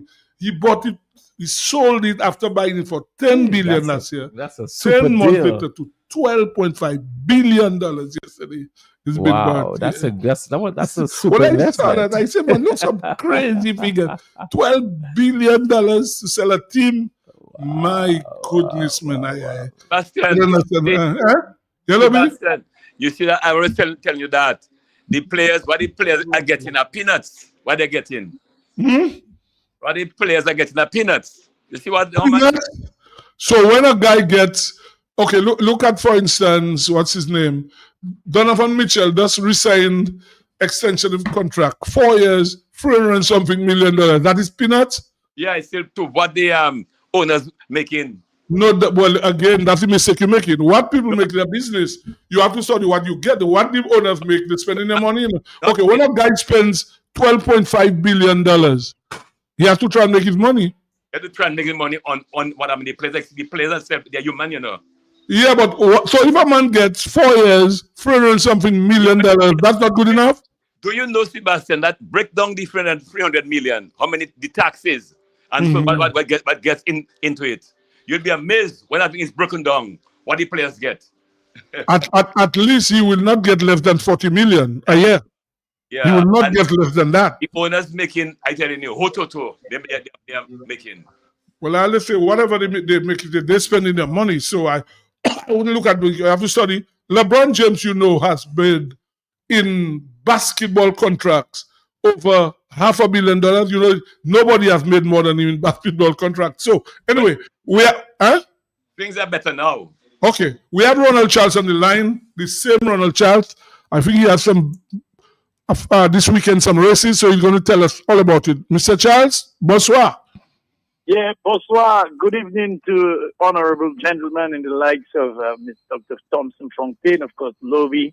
I call him the man with great vision. And of course, you have Sibo, the man with the great. You used to use the bat a lot, so it's a pleasure. And of course, you don't like me to say it yet, but I will say it nonetheless. The next Prime Minister of Dominica. You're talking about Dr. Fontaine, not me. You're saying that about, right? Ronald, before you start, I want to ask you. Before you start, Ronald, go ahead. Yeah, go ahead. Yes. The Olympic Games coming up in 2 years' time. The Olympic Games. How, in terms of qualifying, what do we have to do to get qualified? And are you specifically referring to cycling, or are you referring to sports? Cycling. Yeah, and I'm glad you brought that up. The Pan Am Games have been engaging with the Dominican Olympic Committee in various disciplines to include organizational structure, that is for the various clubs and, of course, like Dominica Cycling Association and so forth. And what we've been doing is really the preparation for that event. It includes and not limited to coaching sessions and so forth. As we speak, I myself am engaged in a coaching course that would start. It started last evening and it will be ending from a year from now, which is in April, I believe, of 2027. So I think there are preparations being done so that we can reach the Olympic goal. But for Dominican, it is important that the listeners understand that when you look at Italy and Great Britain and France and so forth, to qualify in the Olympics for cycling, one would have to be a professional. And, that carries a different kettle of fish. Yep. Notwithstanding that, we're lucky enough as being part of Zone 4, or we call it Category 4. These are the countries like ourselves, St. Lucia, Grenada, and some of the other countries are able to you can use the local partners and say get a buy-in to be able to participate in these international events. I'm hoping that the day will come when we will, matter of fact, let me reverse what I'm saying. In any case, we are lucky enough this year, 2026, Coab Baron will be participating in the UCI, championships, cycling championships in Montreal, Canada. And as we speak, he's doing a lot of preparation in this regard. So we will see and hear of Coab Baron in the World Championships in Canada come September 20th to the 26th of this year. So to answer your question, yes, we're doing what we can in our capacity to get there. There has been and there continue to be a lot of challenges, but we will get there one day. Now, Ronald, just now, yes, you have to tell the listeners, with cycling, you have road and you have track, right? So which area we are looking at? That's a very good question. When our two athletes went up in July, and that is Stefan and Ross Temple, they were introduced to, of course, they were introduced to track cycling. Mm-hmm. But for Dominican, the region, we're really into road cycling because we do not have the facility to do so. Of course, that would be infrastructural work would have to be done. Trinidad, as it was way advanced. Matter of fact, Trinidad has a UCI, which is the International Body Satellite program, where they have facilities, they have coaches and so forth. And don't be surprised that Trinidad will be, you may just see a Trinidadian being to top those categories. So we don't go into track, we only do road racing. We are looking at BMX and mountain bikes, but again, to do that, we'd have to put in the necessary infrastructure, which would mean we have to get a piece of land and we have to develop it in a way that we can introduce these events, or these additional events. So that is where we are in terms of that. Right, Ronald. What's happening this weekend now? Tell us now. Yes, so this weekend, and I put a big question mark where the permits, would have the, we call it Champions of the Flats. That is on Sunday, the 16th of August, 2026, from 9 a.m. in the morning, Marboy's Bar to Kinfield, roundabout and back 8 times. You're talking about just say over that again. 50 miles. 8 times, you mean 8, you say? Yes, wow. 8 times, 8 times. And yes, so we will have that for all the categories. Well, the juniors and the ladies, if they participate, or that is more or less the ladies, then the amount would be lessened. It would be about 5 rounds or 4 rounds and so forth. So yes, that is what we have for this weekend. Of course, we want to continuously, thank those who make it possible. The airways that we are now on, Q95, of course, the Dominican Olympic Committee, always there, Josephine Gabriel and Company Limited, and not forgetting HHV Research and Company Limited, and Marboyd, always there to open the doors for us so that we can do the necessary races. So this is a call after about 3 cancellations, and that had to do with the heavy traffic that we had. We had, we had fest in the Grand Bay area, we had bike in all over the area, and we always take the position that once there are serious activities on the road, we tend to not to host any races. So we're going to resume this weekend, weather permit, and so we'll see who is going to be the champion of the flat. Your guess is as good as mine. It may just be the same Ronald Charles. What time do you start on Sunday? What time? 9 o'clock in the morning. So it's open to everybody, Ronald. It's open, right? Is it open? Yes. Open. Because at the end of the day, what we really want to do is to promote the sport. I mean, we are doing these races, and a lot of people sometimes they feel a sense of hesitance because they feel like, boy, I can't go on a bike and race. And sometimes, you know, we are not really fully into the racing only. As I'm on this topic, we will have an event for we call it the Cycling Kiddies Festival that we host almost every year. This one will be held at the Bayfront, where all the young people come, you know, between the ages of 4 and down to 32 to about 12, and where they come and they use the Bayfront area, secured area, together with the police, and then we do what we have to do. So we're going to have that activity again. But we want to encourage people to be on a bike. I mean, it is something that we should start to be encouraged to do. You know, rather you live in Goodwill, rather taking your car and going down in the traffic. You take your nice little bike and you put your helmet on your head, and then you can reach just down by the ministry and you're at work, and then you ride back up. I think that is what we would love to see and promote, that kind of traversing within a community like ours, especially Roseau, where it's congested and there's a lot of vehicles. Again, we're asking motorists to look out, you know, because sometimes we get really, I mean, we don't report it much, but there's limited respect for cyclists on the road. And of course, I want to send it out to cyclists too, that is important that they too respect the traffic signs, and we can all live, you know, in a great place and do what we have to do. So this is what we want to promote, and that's why a lot of our coaches are now engaging in coaching courses, commercial courses, mechanical courses, because that in itself will help us in our solidarity program. Because what the bigger bosses and them are saying in the UCI, that hey, in order that you can get upgrade bikes, in order that you can get more bikes, you need to have certain things in place.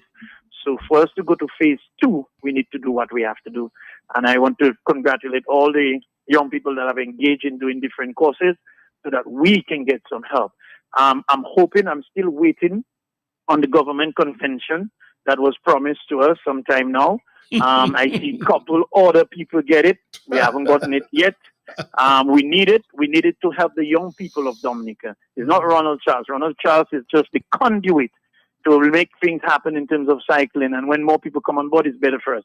But what I'm saying is, if there's a convention, if there's a subvention that was promised to all associations, why is there so much of a delay? I didn't hear about it in the budget. I didn't hear anything about it. But we're hoping, we're still remaining hopeful that sports is one of the conduits that could bring a massive change in our economy and give the country that sense of belonging, that sense of hope, where young people can start to feel that there is a different avenue for doing what they can do to improve on their economic life and improve that of their families.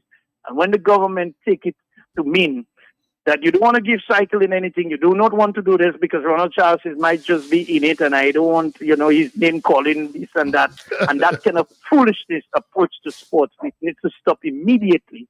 And when sports organizations are promised things, it needs to be delivered. And when we have facilities that are not yet up to grade, it needs to be upgraded, because we have an Olympic champion, the name of Miss Fear, and she has brought, I mean, you look at how Julian Alfred in St. Lucia, you go in the airport, she's there. You're going down the fig tree, she's there. You're going on the lane, she's there. Everywhere there is posters, there's promotions, and there are things happening around this international athlete. And therefore, I'm not saying that we're not doing what we can, but we need to do more. We need to do more so that people benefit across the board. And that is why I say if we have a council, we have a sports council, we have the DOCs doing what they can in their capacity, the government of the Commonwealth of Dominica needs to take on board, let the budget highlight sports, give the young people what they need in order that they can become better people within our society, or young boys. Although one will say that we're doing relatively well in some of the sporting disciplines, at the end of the day, there's much more that can be done. And therefore, I beg of the government, and I'm asking them to do the right thing, and to start giving and empowering these organizations so that they can do the work for the young people of the Commonwealth of Dominica. But, you know, I think if they waste too much time, there is somebody in your studio that will ensure sport gets the necessary attention. The that it person deserves. listening to you Thank for sure. The person listening to you. I hope it is so. He listening to you. Well, Ronald, thank you. I know you're a bit busy. You have something you have to go do now. So next week we'll keep in touch with you. You'll tell us what has happened, and we will tell this. No problem. Thank No you, man. problem. Thank you, and God bless. Right. Thanks for the opportunity. Yeah. Guys, we have a few minutes of cricket. Hear this. You remember last week, the test match finished last Wednesday, right? Dr. Funky Lobby. Chase couldn't bowl, right? He couldn't bowl at all. 2 days later, he got so well, he was bowling for St. Lucia Kings. Was it Brendan King couldn't bat for West Indies? A few days later, he's batting for Jamaica. He made 70-something. So you wonder what the hell is going on. Yeah, wonder really. Chase couldn't bowl in test match. He said he was injured. He didn't realize. So they didn't play an extra spinner.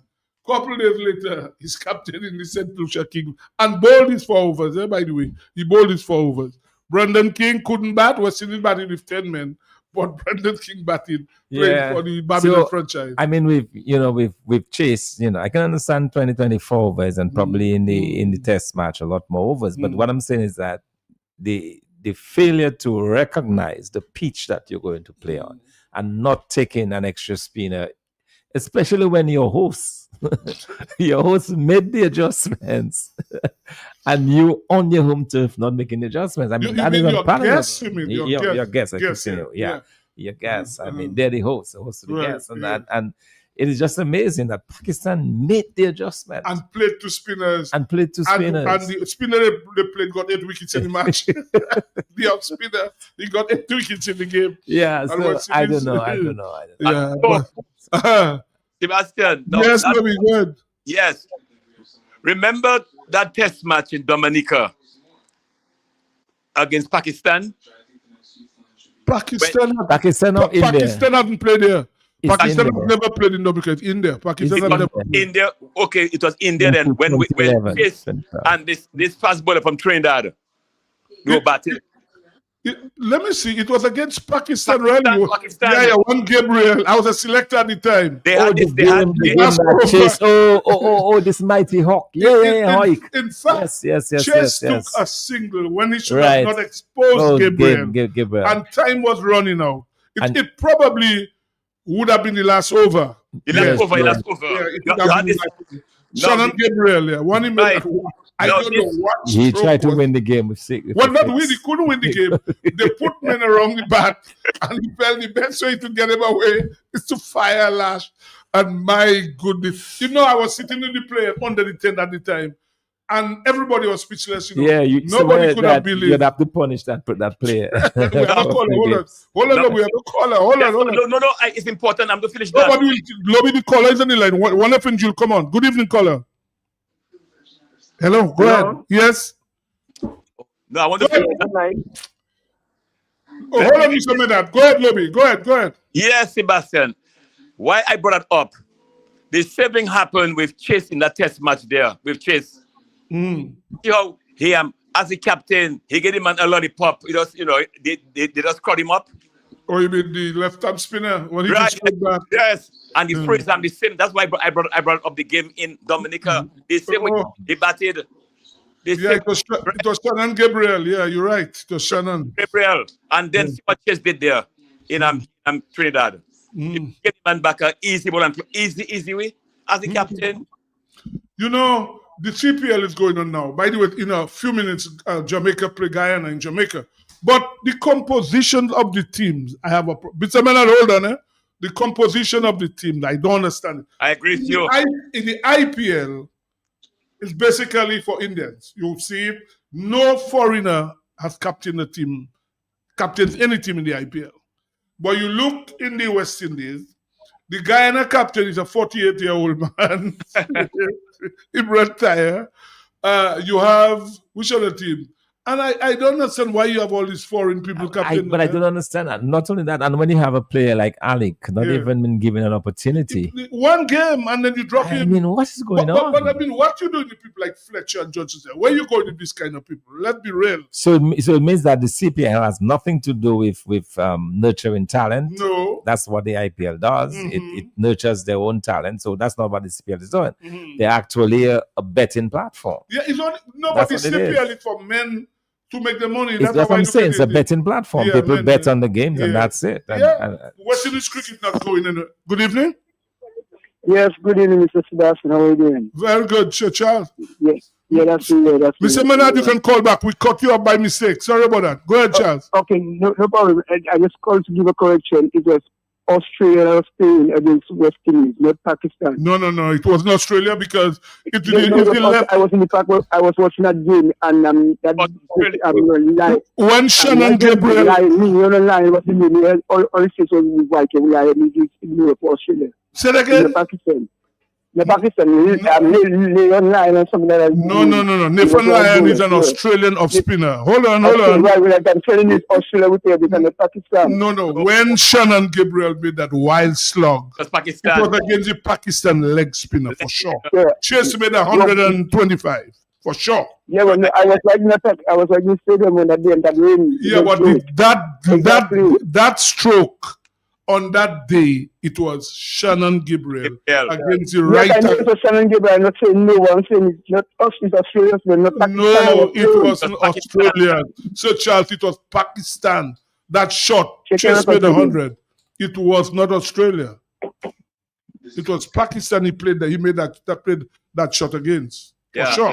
I'll prove it to you again. No problem. Yeah, okay. But yeah, really, it was Pakistan, the leg spin. Yeah, but going back to the CPL, it's just a big nonsense that is going on. And these teams, all you have, for instance, look at the Trinidad team. You have 2 foreigners opening the batting. You go on a whole set of, how are you going to develop your talent? How are you going to do that?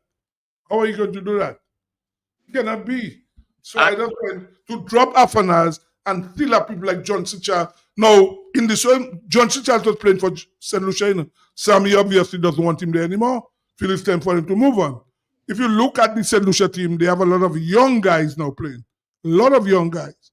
But we find you leave out young people and have Fletcher, Johnson, Charles, all people who are discarded playing. Honestly, it really not helping West Indies cricket. Honestly, no one. Caller.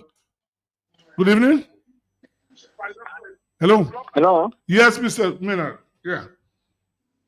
Good night. Yeah. As I follow the conversation, which you rightfully said, this West Indies and the CPL just continue to be a big joke. Well, if I can speak in reference to our team, I think it's Patriots. Imagine Johnson Charles, as I said, may have nothing against no one because all of us are one people, one Caribbean. But anybody who is serious, to be honest, right now, will select Johnson Charles and any team where you have younger and people who can contribute and do almost the same. Because he can bowl. Louis also can bowl. And these are guys in the mid-20s who can actually contribute more in terms of the future. But this is a big money thing. It's a big money, and there is no serious plan in terms of developing West Indies cricket. No serious plan.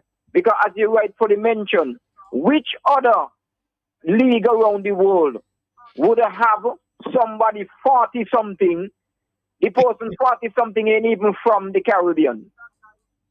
Yeah. And somebody like, say, a Heckmeyer in the team, and you can invest in your own people. Where are we going? What are we doing? What are we saying? So the guys them who can't even bat, who can't even bowl, get an opportunity and they're smiling all the way to the bank. Look at the young guy from Jamaica. Look at the young guy, not even developed himself as yet, but he in the Jamaica team. Where soon you're going to maybe hear him get an IPL contract. and then bam, he's a big shot in the. Mr. Menan, Mr. Menan, hold on. We don't want to tell Sir Charles. Sir Charles, you have the information to prove you were wrong. You're Hold wrong. on. Yes, so Sir Charles, I have the records there. It was actually West Indies versus Pakistan in Dominica. And that match was in 2017, May 10 to 14, 2017. Chase was 101 not out. And Shannon Gabriel got bowled by Baba Azam. Baba Azam, right.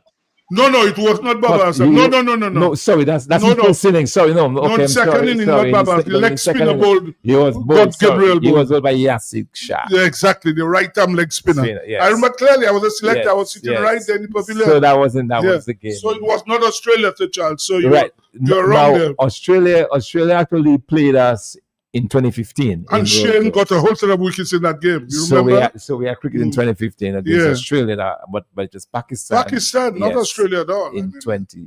Yeah, I mean, everybody was stunned.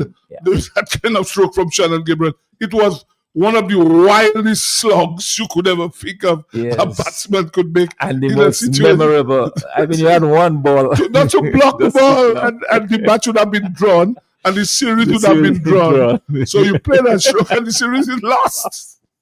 You know, they say that affected him a lot. But of course, in fact, when he went back, they didn't see him for months. You know, in Trinidad, he went into fact, depression. He and I spoke a lot to him. I texted him many times, no response. Nobody saw Shannon for a long time because that was. I mean, in fact, the evening he never slept. They had to take him to the airport early morning. And leave him in a car, checked in for him, and then just put him on the tarmac and let him go because the guy's mind was really warped, man. It was something else. I mean, who would have thought somebody could do something like that? I mean, that was really shocking. But in Trinidad, see how he got out in Trinidad. Shannon Gabriel? I wonder if Mr. Menard recalls that moment. Mr. Menard, you remember it? Mr. Menard, do you remember that incident when Shannon Gabriel played that extremely reckless shot? You remember that? It was in Dominica and West Indies lost the match. And the series. Yeah, he was batting with Royston Chase at the time. Chase was 101 not out. The pack, and he had one ball to face to draw the match, and he went for mighty heave for 6 and got bowled. You know, it's only now you can laugh at something like that. Well, that's the same nonsense that you're accustomed. If you have a middle order or opening batsman over the years who would have done that nonsense, maybe Gabriel might say, well, why y'all want to blame me? I'm not a batsman. Yes. But you know, I'll tell you what, Dr. Fountain, I did an interview with a major radio station after, and then I said at the time that I wouldn't blame Shannon Gabriel so much because what he was selected to do, he did it. And the match we won in Barbados, remember he took 5 for 11 in the second inning, and West Indies won that game. So in fact, Gabriel had batted almost 40 minutes, you know. Now, nobody expect Gabriel to bat all that time. He stayed with Chase for at least 40 minutes. So I wouldn't really blame him for the shot he played because what he was selected to do, he did his job. The batsman should have stayed there and batted. Yeah. But Sibo, a little bit about the selection for the CPL and what that does to young players. When you have a young player, Afanaz, who clearly has cricket in him still, and he's still very young boy, 27 years. Still has a lot of cricket to go, but he's treated in that manner where he's discarded and guys who are 40 odd years still playing ahead of him. I mean, what does that do to a young player? His psyche, but let's be real. Where you going with Fletcher and John Charles now?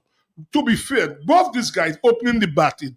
They were in the St. Lucia team. John Charles is from there. Obviously, Stanley felt that it's time for them to move away from him.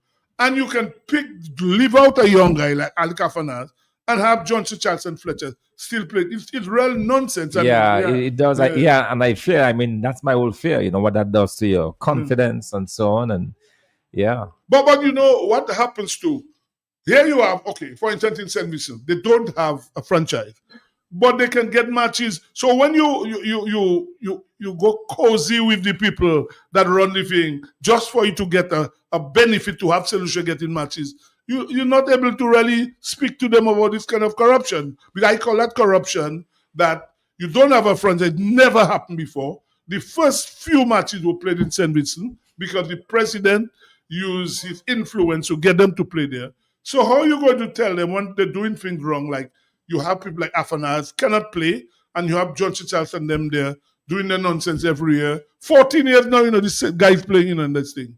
14 years. So it's really not right. It is just not correct. And then also to me, it not only Afanas, but other young players who can begin to play and get exposure and the practice and so on, they have been denied. Yes, surely. It's unfortunate. It's not unfortunate. fair. Yeah. Well, Mr. Menard, your last word, because we have come to the end of the program. Last words quickly. Well, maybe another time, because I wanted to touch on the politics, that is my thing. But I wish the opposition all the very, very best. I think Dominica definitely need a new direction. No, that's for us, brother. When you come top spots. Yes, okay. Thank you, Mr. Menard. Thank you very much. Right, guys? The test match, Bangladesh continue at 8:30. Bangladesh in a good position. The CPL tonight, you have Guyana playing Jamaica in Jamaica. It starts a few minutes' time. They start. So go ahead, No, I'm just thinking of the case of the sneaker. I'm still baffled as to what went wrong. You can check it on Cricket. Yeah, I saw it. You saw it. It came up. It's all over the In fact, he said he was walking down. Yeah. Because he hit the ball. The umpire says not out.